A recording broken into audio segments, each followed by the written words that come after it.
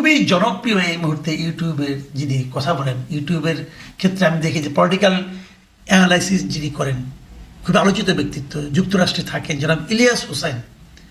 উনি একজন সেনা কর্মকর্তার লেখা ওনার ইউটিউব পেজে দিয়েছেন। সেটা আমি দেখেছি এবং আমি সবগুলোর সঙ্গে মিলিয়ে পড়েছি এবং আমি নির্দ্বিধায় বলতে পারি ওনার এখানে যেটা ছাপা হয়েছে দিস ইজ বেস্ট আমার বিবেচনায়। তো আমি সেটা নিয়ে আলোচনা করবো। আমি প্রথমে ইলিয়াস হোসেনকে ধন্যবাদ জানাতে চাই যে আপনি একটা অসাধারণ কাজ করেছেন, কারণ গত কয়েকদিন ধরে সেনা কর্মকর্তাদের মধ্যে অথবা সেনা প্রধানকে নিয়ে, সেনাবাহিনীকে নিয়ে জনগণের মুখোমুখি দাঁড় করিয়ে দেওয়ার একটা প্রচেষ্টা, একটা আমি বলবো অপচেষ্টা আমি দেখেছিলাম। তার বিপরীতে ওনার এই কাজটা আমার খুবই পছন্দ হয়েছে যে উনি একজন, ওটা কিন্তু ওনার কিছু না, উনি খালি আমার যদ্দূর ধারণা শেষে একটা লাইন উনি একটা মন্তব্য করেছেন, মন্তব্যটা আপনাদেরকে পড়ে শোনাবো। কিন্তু উনি একজন সেনা কর্মকর্তার ভাষ্য অনুযায়ী তার লেখা, সম্ভবত সেনা কর্মকর্তাই লেখা, ওটা ক্লিয়ার করেন নাই। আমি এই সেনা কর্মকর্তা যে লেখাটা, এই লেখাটা আমি আপনাদের একটু বিশ্লেষণ করতে চাই। এই সেনা কর্মকর্তা এখানে পয়েন্ট পয়েন্ট করে লিখেছেন, 1, 2, 3 করে পয়েন্ট করেছেন এবং উনি এখানে পুরো 12টা পয়েন্ট দিয়েছেন, 12টা পয়েন্ট লিখেছেন। আমি সবগুলি পয়েন্টের সবগুলো আপনাদের বলতে পারবো না, কারণ অনেক বড়, এটা অনেক বড়, প্রায় 900 ওয়ার্ডের মতো, এত বড় তো পড়ে শোনানো যাবে না, সময় নেই। আমি কয়েকটা জায়গায় পড়ি আপনাকে।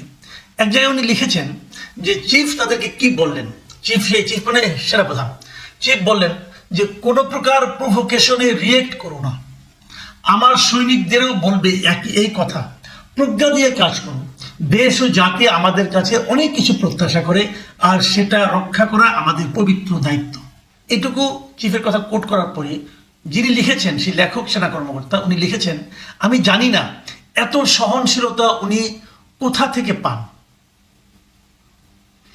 খুব ইন্টারেস্টিং কথা, গত কয়েকদিন ধরে যে ধরনের প্রভোকেশন চলছিল এবং সেনা কর্মকর্তাকে নাম ধরে তুচ্ছ, মানে সেনাপ্রধানকে নাম ধরে তুচ্ছ তাচ্ছিল্য করে যে সমস্ত কথাবার্তা বলা হচ্ছিল, তার বিপরীতে উনি সবাইকে বলছেন যে তোমরা কোনো ধরনের এই ধরনের প্রভোকেশনে রিয়েক্ট করো না, আমাদের কাছে দেশ ও জাতি অনেক কিছু প্রত্যাশা করে, সেটা রক্ষা করা আমাদের পবিত্র দায়িত্ব। ভাবুন, আমরা কিন্তু অনেক সময় ভাবি যে সেনাবাহিনীকে গালি দিয়ে একটা কথা বললাম তাহলে তারা বোধহয় খেপে যেয়ে কিছু একটা করবে, কিন্তু উনি কিন্তু নিজে ঠান্ডা আছেন এবং অন্য সবাইকে ঠান্ডা থাকতে বলছেন এবং সবাইকে স্মরণ করে দিচ্ছেন যে আমাদের উপর জাতির একটা দায়িত্ব আছে, জাতি আমাদের কাছে কিছু প্রত্যাশা করে, সেই প্রত্যাশাগুলো আমাদের পূরণ করতে হবে। দেখুন, আরেকটা কথা উনি বলেছেন, অস্থিতিশীল কোনো পরিস্থিতি দেশের জন্য মঙ্গল বয়ে আনবে না, আমাদের মনে রাখতে হবে গণতন্ত্রই আমাদের শেষ ভরসা, আর এই গণতন্ত্রে যিনি নেতা নির্বাচিত হবেন তিনি এই দেশের জন্যই কাজ করবেন। আমাদের সবাইকে দল, মত, ধর্ম, বর্ণ ও পেশা ভেদে একসাথে কাঁধে কাঁধ মিলিয়ে কাজ করে দেশকে এগিয়ে নিয়ে যেতে হবে। ঠিক ওনার এই বক্তব্যের পরে আবার ওই সেনা কর্মকর্তা যিনি লিখেছেন তিনি আবার মন্তব্য করেছেন যে আমি ভেবে অবাক হই বাইরে সবাই ওনাকে কি ভাবেন আর উনি আসলে কি, বাইরে কি ভাবেন সবাই। অনেকেই কিন্তু গত 2-3 দিন ধরে অনেকেই কিন্তু এই ধরনের একটা বলা বলি করেছিল, একটা গুজব চারদিকে ছড়িয়ে পড়ছিল যে সেনাবাহিনীকে কোনো কিছু বিদ্রোহ করবে কিনা, অথবা কোনো জরুরি অবস্থা ঘোষণা করা হবে কিনা, অথবা কু হবে কিনা, এই ধরনের কথা কিন্তু বলা বলি হচ্ছিল।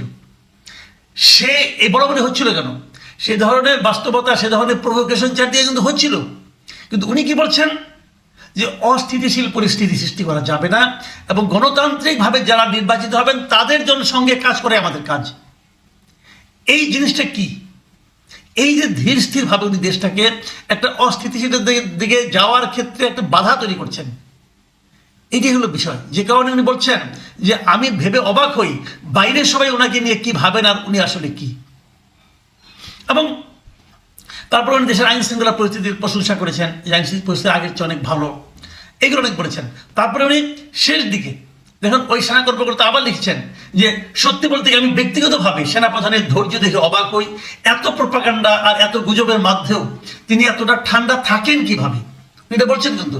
এবং সেখানে সেনা কর্মকর্তা সেনাপ্রধানের আরেকটা বাক্য আমি আপনাদের কোট করে শোনাচ্ছি। উনি বলেছেন ডিসইনফরমেশন, মিসইনফরমেশন, প্রোপাগান্ডা আর গুজব হতেই থাকবে, তোমরা ইউনাইটেড থেকো, মনে সংশয়, অনুমান, সন্দেহ রেখো না, যদি কোনো কিছু নিয়ে সংশয় হয় কমান্ডের কাছে ক্লারিফিকেশন চাইবে।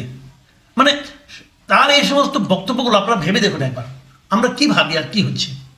তো আমি মনে করি যে সেনাপ্রধান পুরো বিষয়টাকে খুবই প্রফেশনালি হ্যান্ডেল করেছেন, এবং যত ধরনের অনেকের মধ্যে একটা ধারণা ছিল, আমি অনেককে এরকম বলতে শুনেছি যারা বাইরে থাকেন, অনেকে এই ধরনের সন্দেহ করছিলেন যে তাহলে কি আবার এই সেনাপ্রধানের মাধ্যমে সেনাপ্রধানকে উত্তেজিত হয়ে যাচ্ছেন কিনা, সেনাপ্রধানকে এরকম গালাগালি করা হচ্ছে, উনি কি খেপে যাবেন কিনা। কিন্তু দেখুন কি কুল ব্রেন, কি কুল হেডেড ওনার ডিসিশনগুলো। আমি ওনার যে কথাটা বলে শেষ করছি, উনি বলেছেন যে আমরা একটা সংকটের মধ্য দিয়ে যাচ্ছি, আল্লাহ যে কোনো সংকটে ধৈর্য ধারণ করে কাজ করে যেতে বলেছেন। আমি চাই তোমরা তাই করবে, নিশ্চয়ই আল্লাহ আমাদের দেখবেন। আমি জানি অনেকেই সীমা অতিক্রম করে সেনাবাহিনীর বিরুদ্ধচারণ করছে, আমরা সেগুলোকে প্রফেশনালি ডিল করব। মানে যারা সীমা অতিক্রম করে সেনাবাহিনীর বিরুদ্ধচারণ করছেন এটা উনি জানেন, কিন্তু সেটা নিয়ে উনি ক্ষিপ্ত হচ্ছেন না, বলছেন আমরা সেটাকে প্রফেশনালি ডিল করব।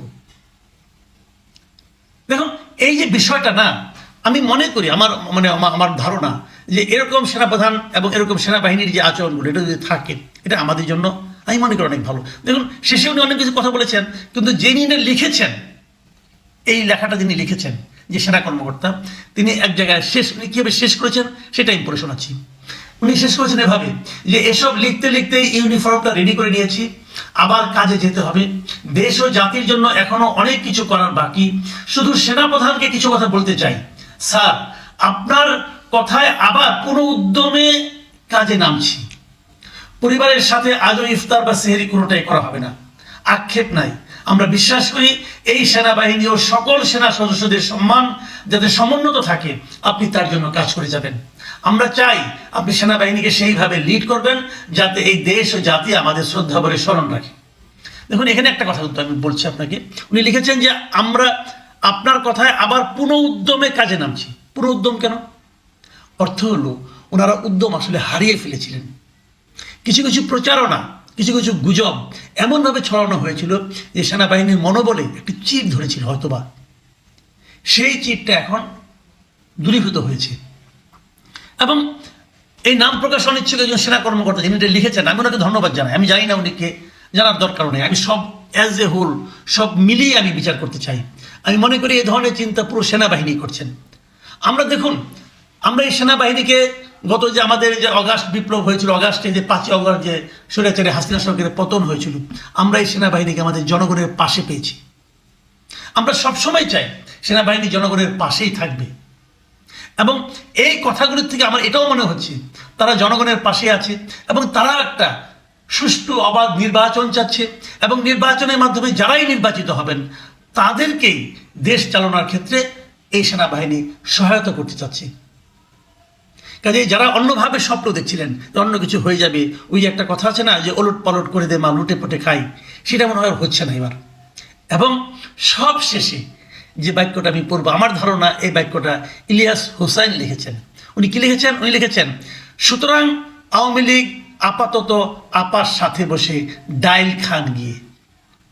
মানে ওনার যে ভঙ্গিটা একটু তির্যক ভঙ্গিতে লিখেছেন। আমার ধারণা এটা ওনারই লেখা, যদি উনি এটা বলেন নাই কিছু।